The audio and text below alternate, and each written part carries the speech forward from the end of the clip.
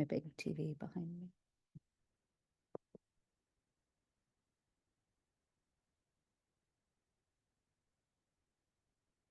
Hey,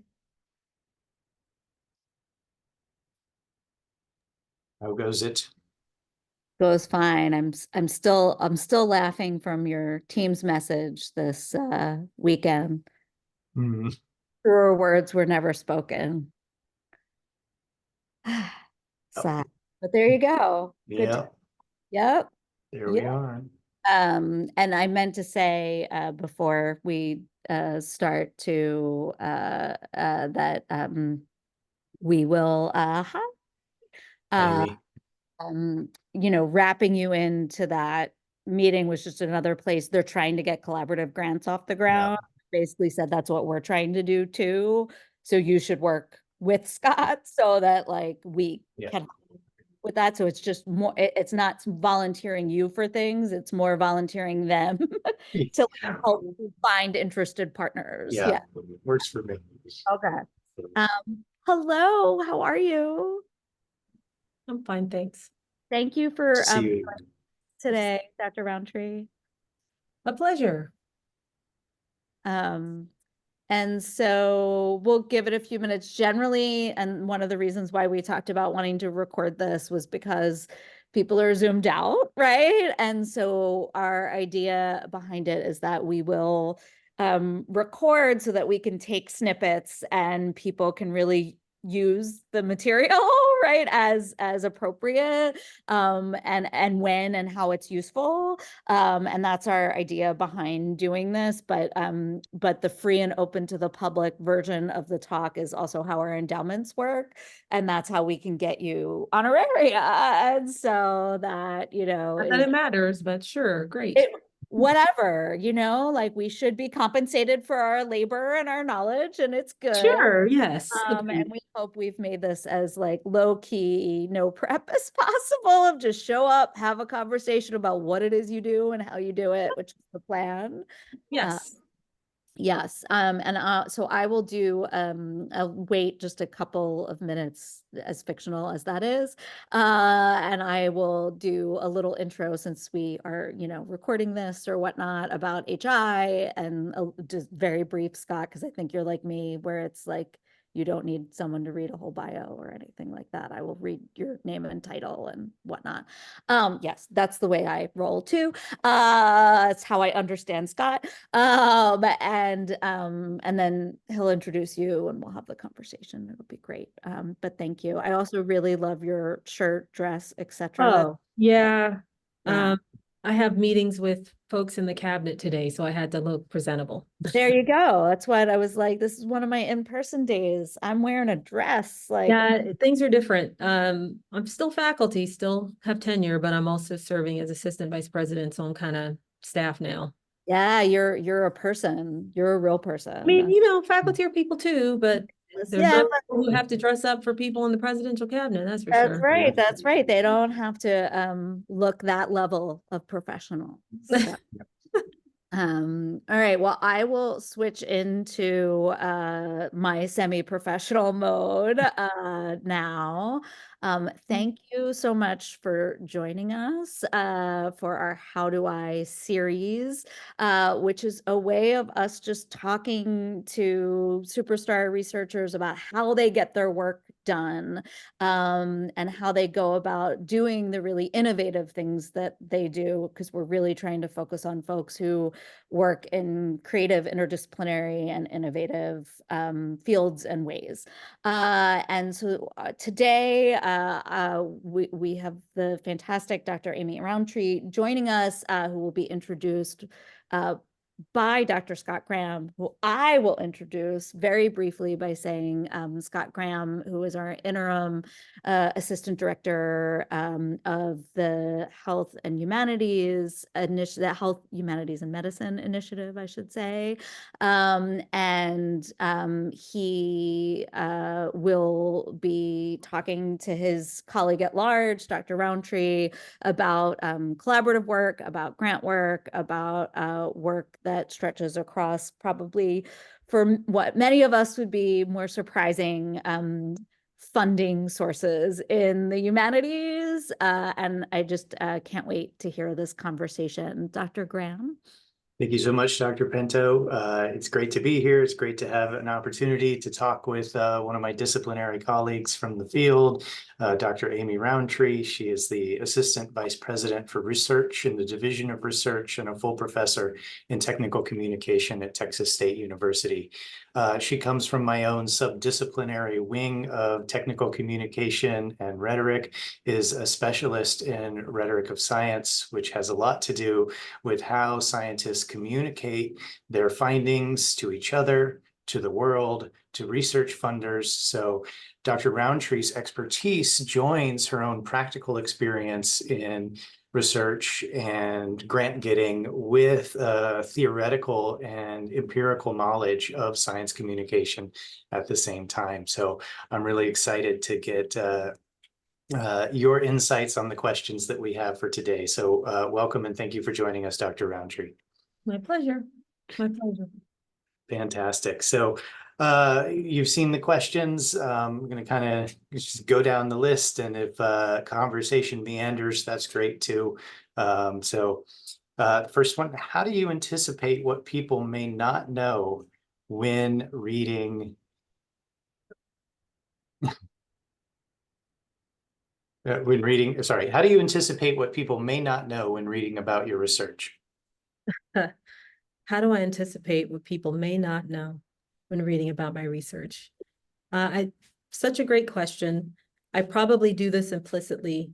And I think as a scholar, a researcher on the margins, I always do this because I assume that people won't know what I have found in my research. So I always, I am a user-centered researcher in addition to a researcher of the rhetoric of science. I have to think also, increasingly always, when you're dealing with the rhetoric of science and technology, about the ethics of those tools as they interface and as they alter human interaction, human existence. So I'm very practical in my approach. And so I'm always thinking about not just my fellow scholars, the folks, my colleagues in the field, who may be reading the same theorists that I read, or may be thinking about the same questions as science interfaces with the world. But I'm always thinking about like my mom or my brother or my son, because my questions are usually, my research questions usually always are sort of grounded in practical approaches and practical realities, material realities.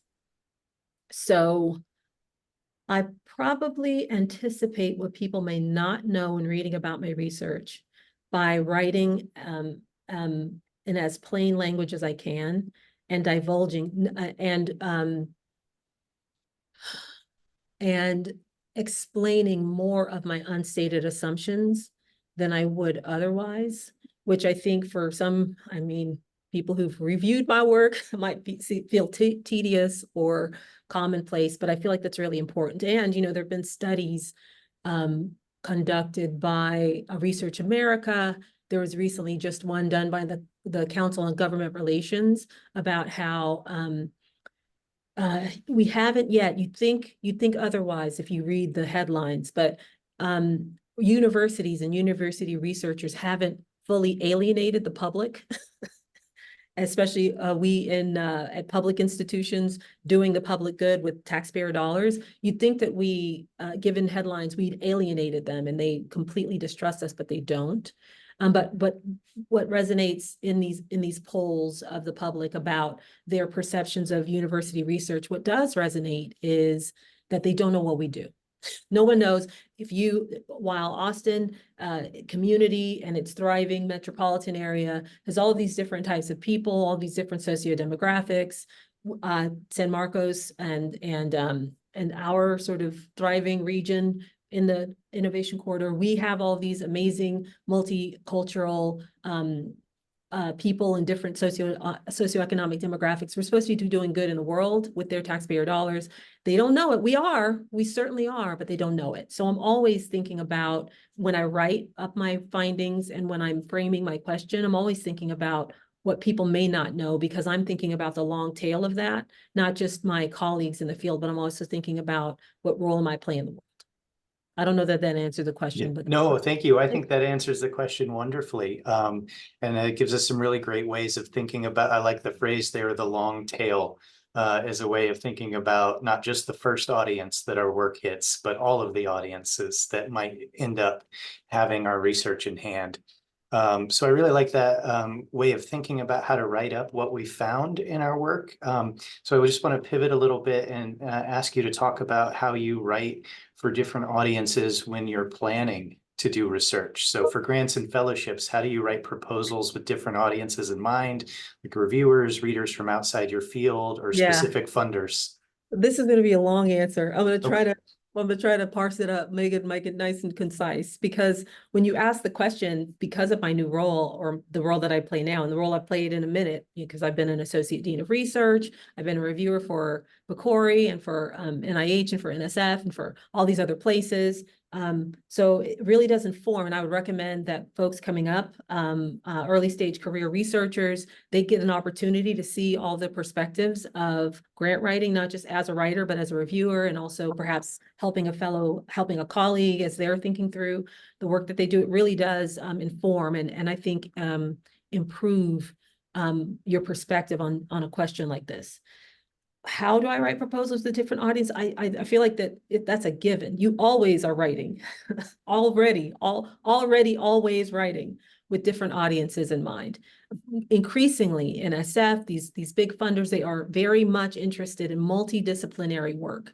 In fact, the Technology, Innovation, and Partnerships, the TIP Directorate for NSF, that's all they do. And they're the largest of the directorates with the most money and the most, I would even say, political capital to be doing what they're doing. I think that even if as administrations change, I think that these kinds of multidisciplinary initiatives are going to persist. They're going to remain, because the problems of the world that we're solving are not sort of insular or disciplinary. They're going to require a multidisciplinary approach. So I feel like I'm always already doing that with different approaches in mind. And I think that it helps if you are a reviewer and a reader from inside and outside of your discipline to be better at sort of writing proposals yourself. Yeah, I would say too that the more I involve myself, and the more I become an expert at research administration, there are slight differences with federal and foundation funders. There are slight differences, and of course they're kind of obvious if you think about them. Even state, right? Like every one of those rhetorical situations is going to, in context, is going to require some different thing, some different approach or way of framing your work. So federal funders are obviously going to be tied to federal initiatives, as would state. Those have political valences, right? Like those are always going to come and play. Foundations will have their own agendas as well. And so it's what we teach in basic rhetorical analysis, right? Like really thinking about the purpose of this funding that they've apportioned, thinking about what they're trying to accomplish with it and how you can partner with them to accomplish that end. Thinking of and it feels kind of capitalistic, so I know that people might feel weird about it, but thinking about how your work is an investment, because that's essentially what it is if you're getting funding from external sources, even from internal, to be honest with you. It's about an investment that they're making, not just in you, but in the work that you do and the good that it might do. So that was a very challenging question for me, because I always do that there's no writing a proposal without thinking about these different audiences in mind. And I think that involving yourself in that in the process of grant writing and grant awarding in different ways will help inform. Always having, a long time ago in a galaxy far, far away, I went from undergrad English philosophy double major, so I thought I'd never find a job, to writing for magazines in New York, writing for sort of the journalistic approach in New York. And it was there that I really did learn about the rhetorical situation, because nowhere could I have learned better that I'm really writing to an audience, a real audience of people who are buying this magazine or buying this periodical, and have expectations and hearing from them, right? Like, I feel like when we write in academic settings, that gets lost on us sometimes in ways that maybe, going to a conference and presenting at a conference might make real or make more concrete.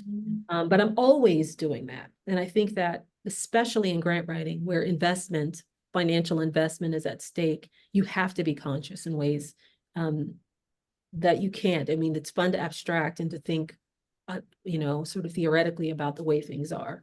And I think theoretical frameworks help us understand why things are, help us make transparent the logic that we see, or the inner workings that we think underpin things. But from a practical sense, we are always writing to very specific audiences. So how do I do it? I mean, just from practical perspective, I'm not just looking at a FOA or a funding opportunity, but I'm looking at the funder. I'm looking at maybe statements about what the funder, their strategic plans, their sort of initiatives. I'm also more recently prognosticating and sort of looking at reading tea leaves about legislative decision-making that might eventually help inform those decisions, especially at a federal level. But this could also be said at the state level. I mean, I'm thinking about that larger context of this funding.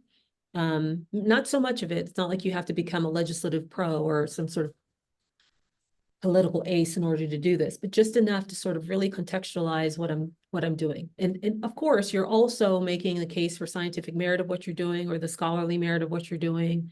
But increasingly, especially with federal funding, and even I would say with state funding lately, there's always this broader impact question of, why are we even sure that's a great project, but why will it matter in the world somewhere? That the world can be in how we teach and how we understand how policymakers understand a concept, how teachers understand a concept. So it's not always saving the world or curing cancer or that kind of thing.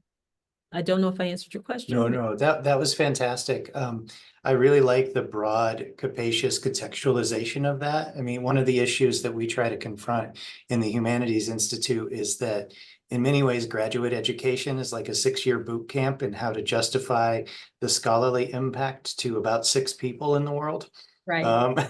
And so to make that pivot from graduate training to thinking about the bigger context and how that scholarly impact is just a tiny piece in the overall landscape is, I think, exactly what early career researchers need to be thinking about if they're looking to make that pivot to extramural funding. So I think you hit the nail right on the head there. So in our next batch of questions, we're trying to pick up on this theme of how to coach early stage researchers into working their way into a grants pipeline or opportunities. So some of that's very practical and nuts and bolts. So we'd love any insights you have on how you balance your time commitments, which I'm sure as a vice president now, right? Then there's so many, but how do you balance between service and teaching and finding time to do grants and research? Yes, such a great question. So this is always a work in progress. I feel like as a scholar, now as a sort of junior executive leader, as a mom, just like, of course, like, how do you balance your time commitments with all of the things that you are and all of these sort of identity vectors, right? So I will say, I mean, there's only one thing that comes to mind. And I will say that I got in a good rhythm. So I have the unique experience of having earned tenure at 2 different institutions. And I will say that I became increasingly better at finding a through line and leveraging and sort of capitalizing on a through line as I advanced in along the tenure track, and then now up to full. And so by through line, what I mean is I would always find a way to leverage or to capitalize on my research pursuits in service and in teaching. So, perfect example. So as we mentioned, I'm very much a pragmatist. My work is very applied and practical. So I would volunteer in the service capacity to serve on boards that I felt might be informative of my work. And even now I do it. So I'm on the board of the Texas Association of Charitable Clinics.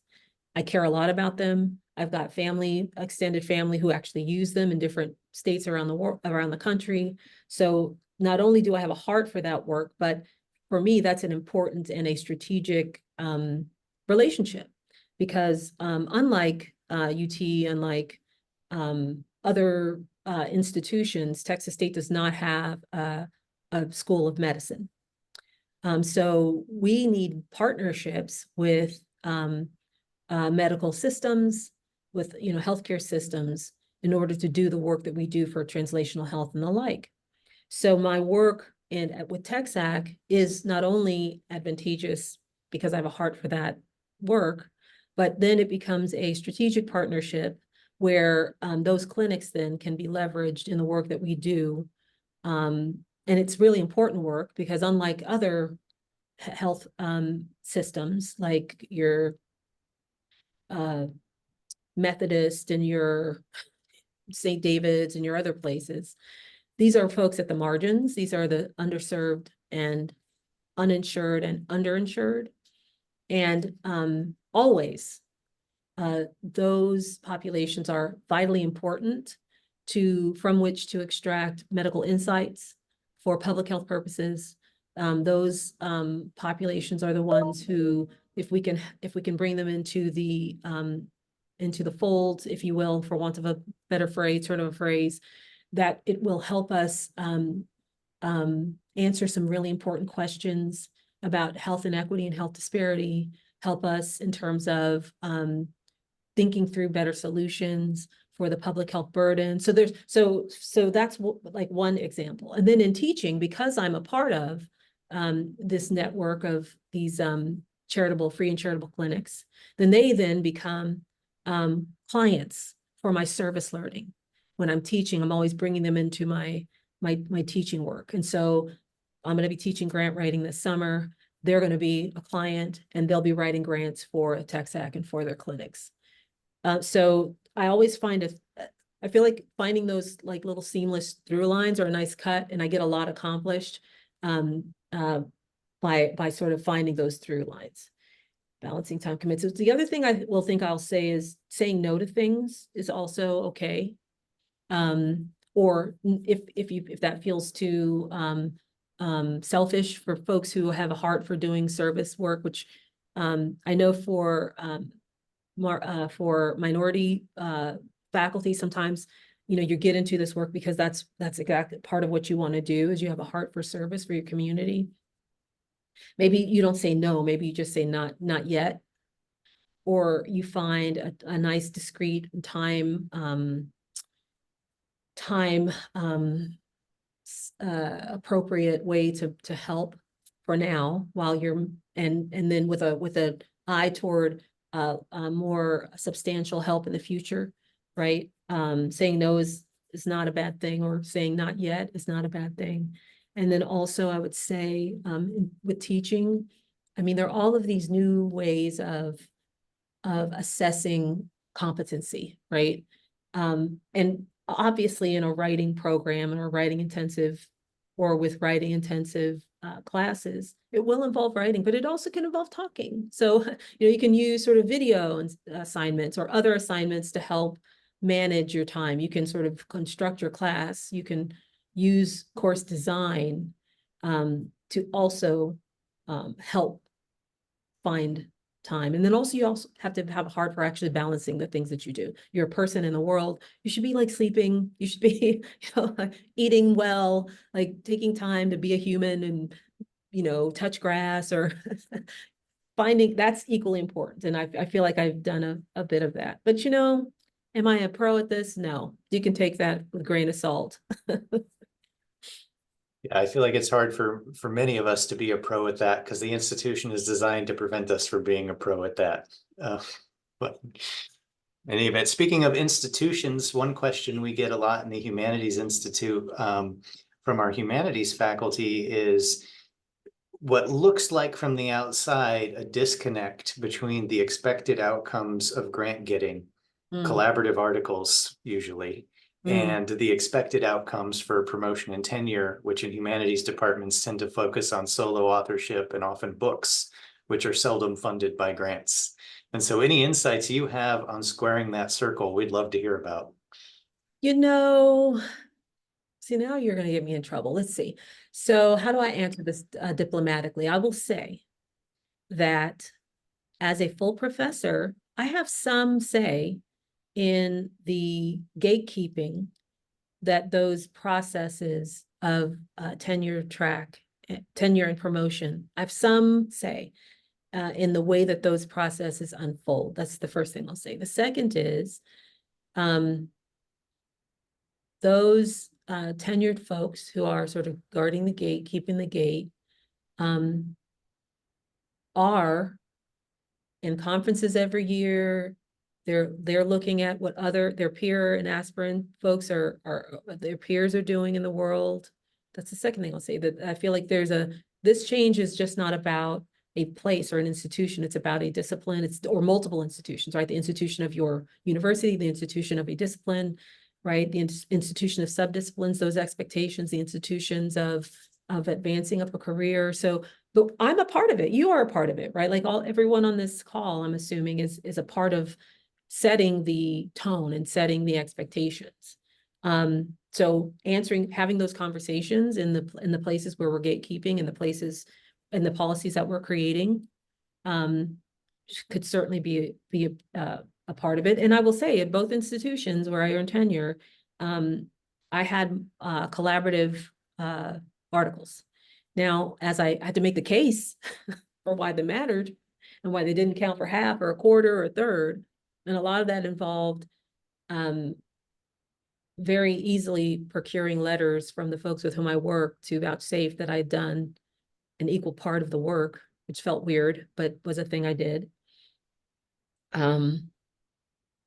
But this is culture change, in my opinion, and it doesn't happen overnight. But if we are to embrace the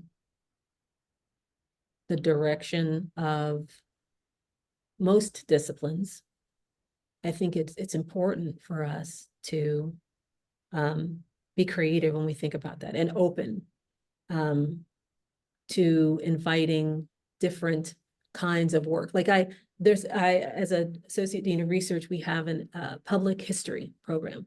So the question became, should, like an article in the New Yorker count for tenure, or should, I don't know, an award-winning podcast count as for tenure? Now, that isn't a conversation that has to be had in that department. It's a conversation that a college has to support, and ultimately a body of university arbiters, right? They have to also support it, because that's the way that this process unfolds. But my answer in that would be, yeah, because it's public history. So we need the public part for sure. And like negotiating how much is in peer-reviewed articles versus how much is in some form of reputable, however it's defined, public venue. Sure, let's have the conversation, but have the conversation we must, because of the nature of the work. Yeah, thank you. I appreciate that challenge to all of us who are in positions to be gatekeepers, to think about how we might intervene in that to create the kind of ecosystems we want to allow this kind of work. And instantiate them in policy. Yeah, right. Also absolutely critical. So our next question is about, since so many grants lead to or support collaborative work, and humanists are by and large not trained to do that. Do you have any good insights you can share with us on team building? How do you recruit the dream team? How do you train the students? Oh, let's talk about recruiting first. So did you know that there's a science of team science? There's a whole field of team science. Now, I know that science might be a nasty word for folks who are humanitarians, folks who do humanities work.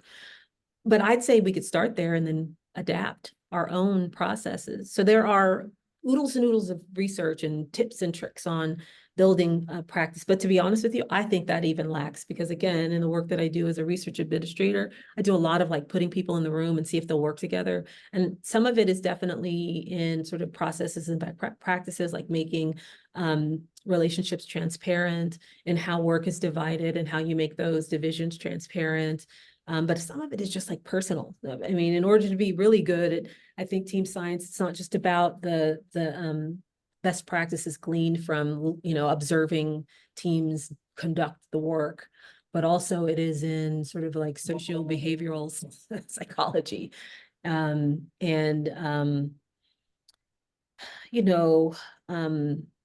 Just basic things that anybody in humanities would know, like empathy and mutual respect. And so those are general. So ensuring team members. So I would say this, that in order to, I tell my son, in order to be a friend, in order to have a friend, you have to be a friend. So in order to to have a good team, you have to be a good team member. So that means that you may have to branch out a bit and, read in journals with which you're unfamiliar, maybe attend events or conferences that are interdisciplinary with the sole purpose of sort of making it strategic, finding your tribe, finding the people who are doing like-minded, trying to solve a similar issue, have a like-minded interest in a subject, but from maybe a different perspective.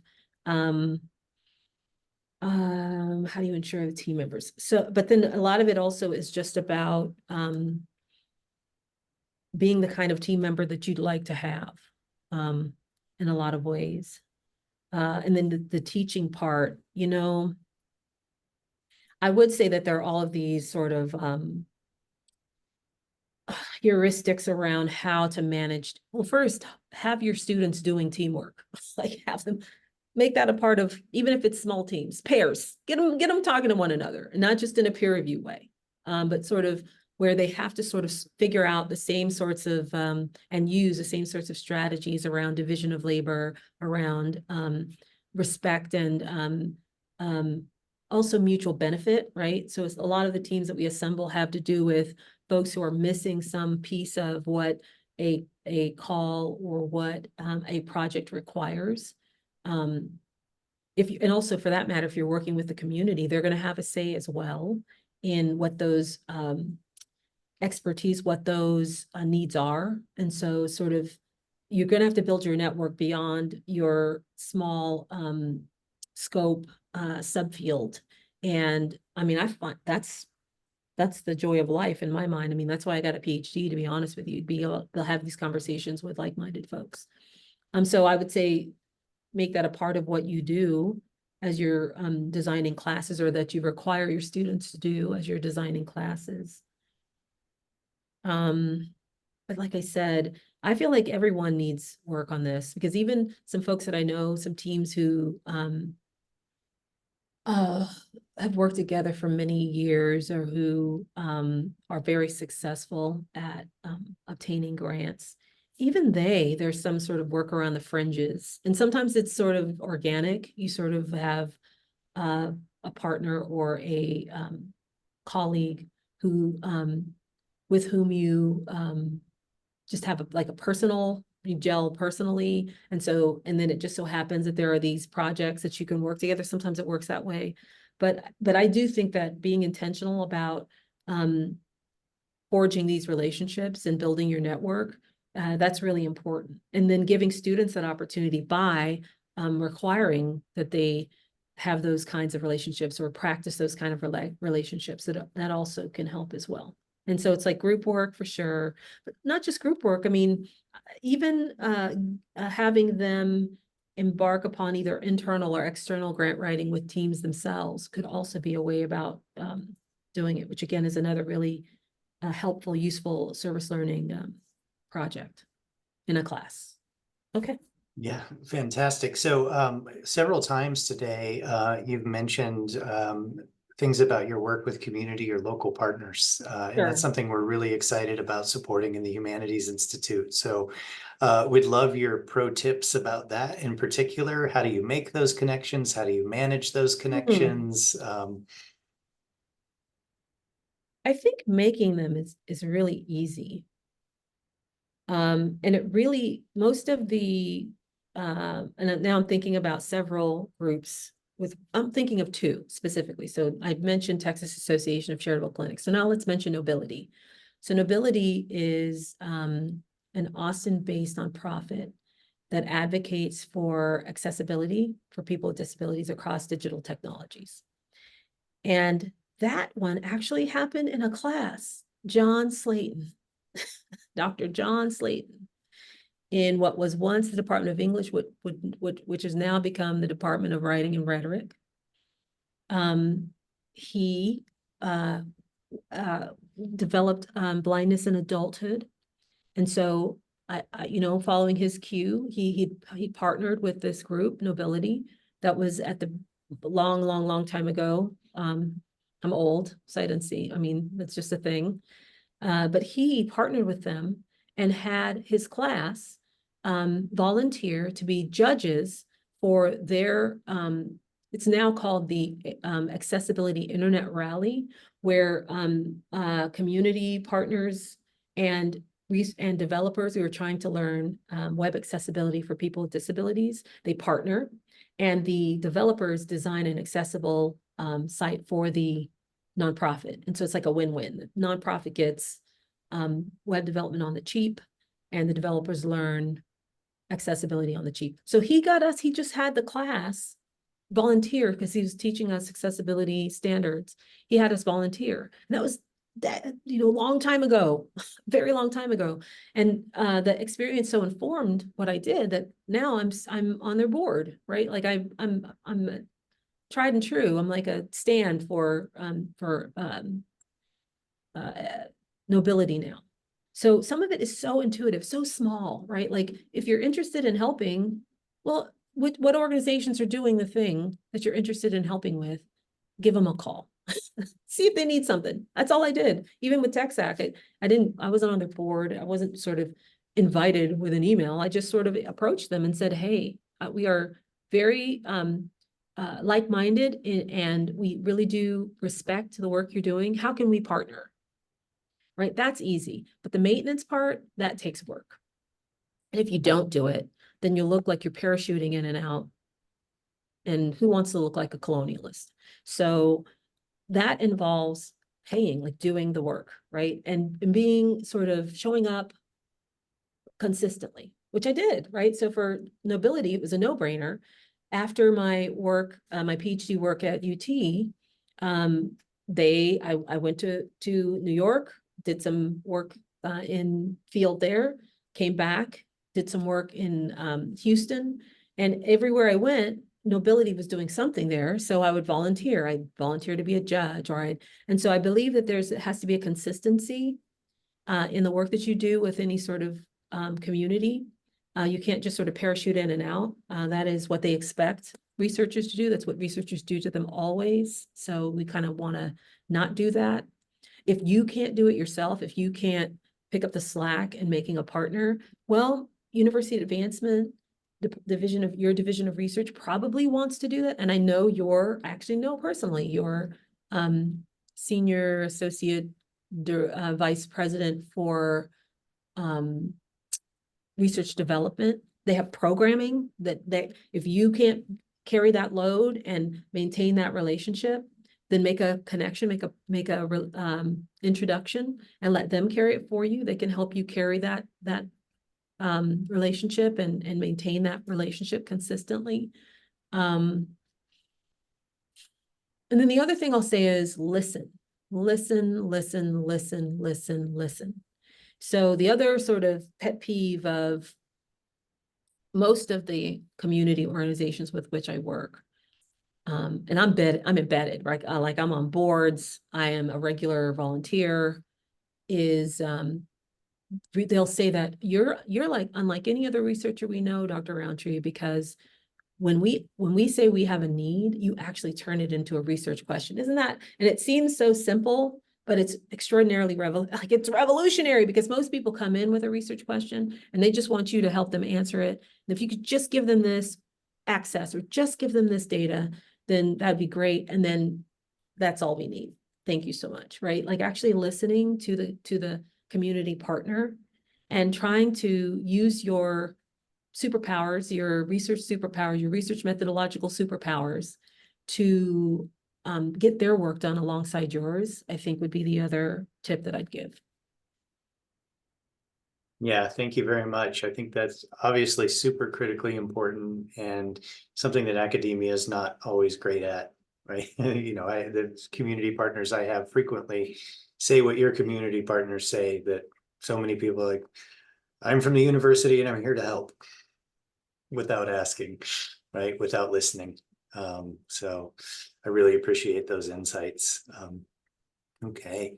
So in our next phase, we're looking kind of general pro tips. There's so much that one has to know to do this kind of research that they don't always learn in graduate school, from the science of team science, or the one of our vice provost for research officers keeps calling it, trying to rebrand it, the research of team research, so it doesn't exclude the humanists. Oh, yeah. And I really like that. I want to start thinking of that. But like, so the research of team research, the community engaged research, grant management, it's in some ways overwhelming. So if you had to pick and really highlight like one trick that you think has been instrumental in your career and instrumental in your success, what would you point us to? Like one trick, that is such a tough question. There are so many I use. Right, maybe a couple of pro tips would be great. It's not even pro tip. These are just sort of thinking practically about the work that you're doing. Like, let me think. I'm trying to, let me go at this question a little differently. What are the things that I tend to say as I'm helping faculty write grants? Not just me, because I still do, always will, researcher for life. But what are the, it's surprising, the simple things that I say that people are like, oh, I hadn't thought of that. For example, operationalizing merit review criteria, turning them into questions and then asking them to yourself, and then making sure, like simple tech comm stuff, like, can they find that or do they have to dig for it? Right? Like, I don't know if you've ever read 20 protocols or 20 proposals, but you want to make that, as a peer reviewer on a merit panel, do you want to make that that reading experience as plain as you possibly can? This is not eloquence at its finest as you're crafting some nugget of theoretical brilliance. No, this is help a merit reviewer get through the slog of reading 20 things, 20 equally brilliant ideas, by helping them find what they need to find. So operationalize those merit review criteria so that you are answering them explicitly, or organizing them in a way that they will have to read it, right? Like those basic things, I've been told, have been extraordinarily helpful as people write these as people write grants. To be honest with you, even as a journal editor, which I now find myself being, even thinking like a reviewer in that way as you're writing. And maybe the merit review criteria are not as transparent in that case. And there's more grace and even invitation to sort of breach some of those and write creatively as you're sure, still doesn't change the fact that someone's got to read it. And so really thinking like a user-centeredness, thinking like a reader always is really important. Thinking like someone who's going to have to engage with this work that you're doing and not obfuscating, like not, even though I think obfuscation has been in many cases rewarded because it is, I guess, in many circles, a sign of brilliance. I'm just like a plain language kind of gal. Make it plain. And if you can, then you will engage those multidisciplinary reviewers who are looking at your work, trying to understand if they want to invest in it, right? Like, I think if you're always doing that to the best of your ability, sometimes, and what you're arguing is going to be a knot, and it's going to be complex. But I think that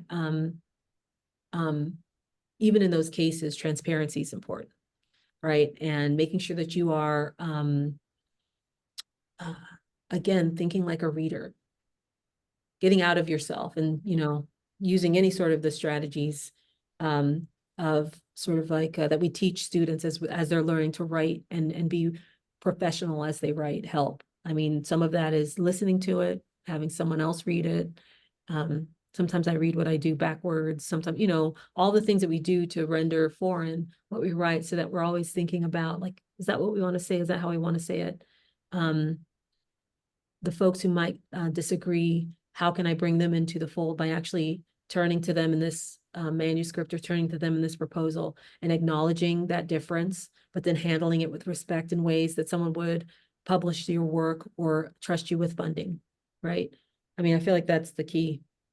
Yeah, I think that's just such fantastic advice. It always makes me think of once I was on a review panel for a Science of Team Science grant, and one of the proposers was talking about using some innovations from theater education, which can be great, which can do wonderful things for team building and synergy. It was a beautiful project, a beautiful idea.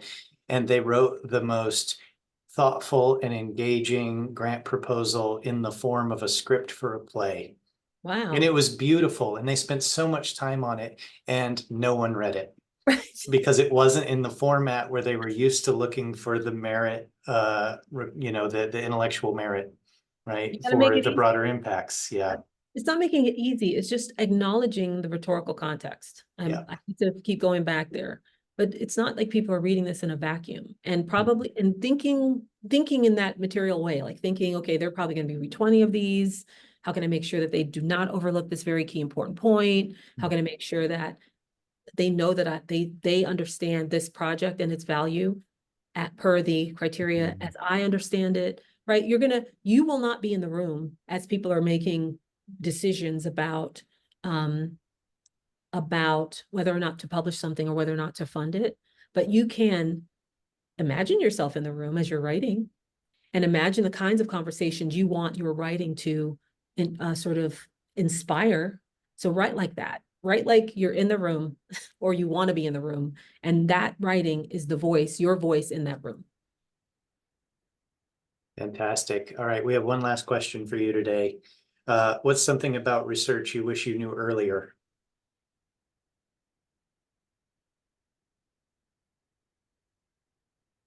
Wow, I hadn't thought about this one. I thought we wouldn't get down to that one.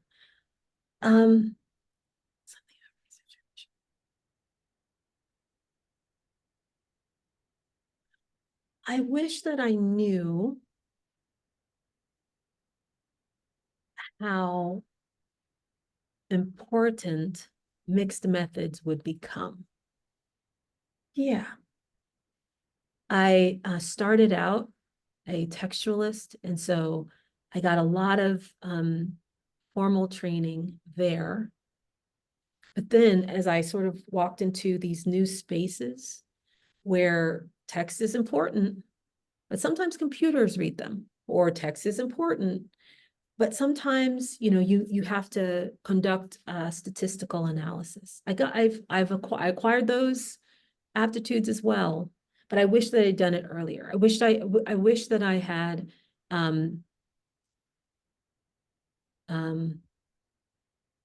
in my formal training and otherwise. I've done it in my career for sure, but I wish that I had